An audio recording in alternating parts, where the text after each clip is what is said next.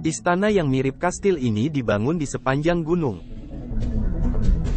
Reruntuhan kerajaan Guge menempati area seluas 720.000 meter persegi. Terdapat 879 gua, 4 terowongan rahasia, 28 pagoda Buddha, 445 kamar, dan 58 kotak pil, dan juga, di dalamnya ada terowongan bawah tanah yang mengarah ke berbagai arah. Ratusan kamar ditumpuk satu persatu hingga ke puncak gunung. Terdapat kubah-kubah besar di sebagian besar istana gua yang berbeda fungsinya, yaitu untuk musim panas dan musim dingin.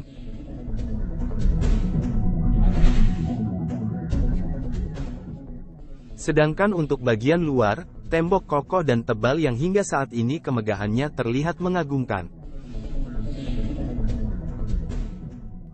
Reruntuhan istana megah yang berdiri di atas bukit tanah kuning setinggi 300 meter ini, terletak di tepi sungai Siangkwang distrik Zaborang.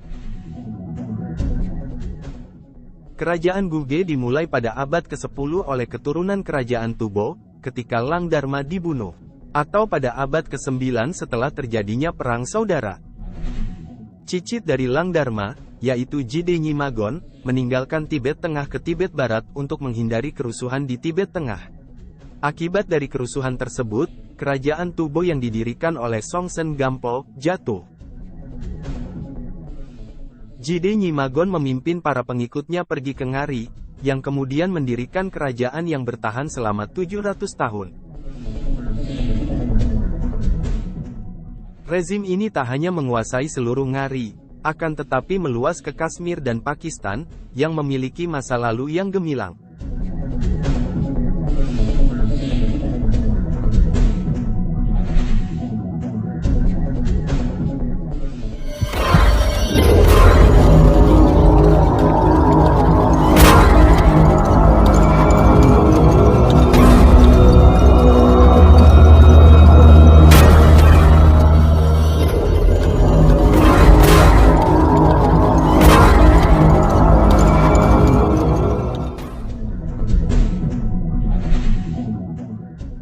Pada masanya, setelah abad ke-10 Masehi, Guge menguasai wilayah yang luas.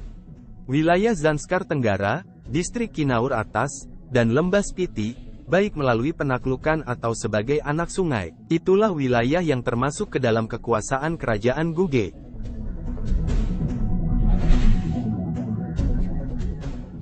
Nyimagon kemudian membagi kerajaan tersebut menjadi 3, untuk menghindari konflik berturut-turut seperti sebelumnya. Ladakh kepada putra sulungnya, Guge kepada putra keduanya, dan Zanskar kepada putra ketiganya. Kekaisaran Guge bertahan lebih lama dari yang lain di Tibet. Namun, tiba-tiba lenyap, yang hanya menyisakan rumah-rumah kosong dan kuil-kuil yang rusak. Di awal abad ke-17, pasukan Ladakh memberontak dan mengepung orang-orang Saparang. Disinilah akhir cerita dari keberadaan kerajaan Guge. Tak diketahui kenapa peradabannya sampai lenyap. Yang tersisa hanyalah reruntuhan bekas kerajaannya saja. Konon, pada pemberontakan tersebut Raja Guge terakhir beserta seluruh anggota keluarganya, ditangkap dan dibawa pergi. Setelah itu tak pernah terdengar lagi cerita tentang keberadaan mereka. Lenyapnya kerajaan kuno yang diperkirakan memiliki populasi 100.000 penduduk ini, meninggalkan misteri. Tidak ada insiden yang cukup untuk mampu memusnahkan peradaban ini sepenuhnya, hingga tak satu pun yang tersisa. Wilayah kekuasaannya membentang melintasi Ngari dan ke Ladakh di tempat yang sekarang disebut Jammu dan Kashmir, serta sebagian besar yang sekarang disebut Himachal Pradesh di India Utara. Banyak versi tentang lenyapnya peradaban kerajaan Guge, namun dari satu cerita ke yang lainnya tetap simpang siur. Catatan Buddhis pada masa itu, bahwa kerajaan Guge masuk ke dalam pemerintah Tibet Tengah dari aliran Gelug Buddhisme Tibet. Diceritakan, pada paruh pertama abad ke-20, pemerintah Tibet mengirim tentara untuk memungut pajak di bawah kebijakan perpajakan baru.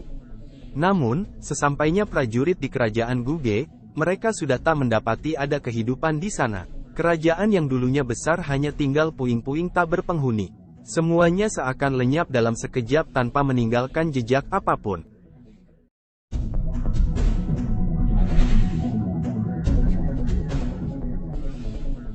Berpuluh tahun kemudian, di dalam gua, ditemukan sekitar 30 kerangka pria dan wanita muda.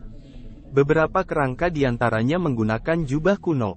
Namun, kerangka-kerangka manusia tersebut semuanya tak memiliki kepala. Dan hingga hari ini, tidak ada satupun tengkorak dari penduduk Guge yang ditemukan. Kerajaan dinasti kuno yang menyimpan misteri ini berada di Tibet Barat. Puing-puing reruntuhan, atau bekas ibu kota kerajaannya masih bisa kita lihat hingga saat ini. Letaknya di Saparang di lembah Sutelej, yang tak jauh dari Gunung Kailas. Sedangkan untuk pusat kerajaannya berada di Kabupaten Zanda pada saat ini, Prefektur Ngari, daerah otonomi Tibet.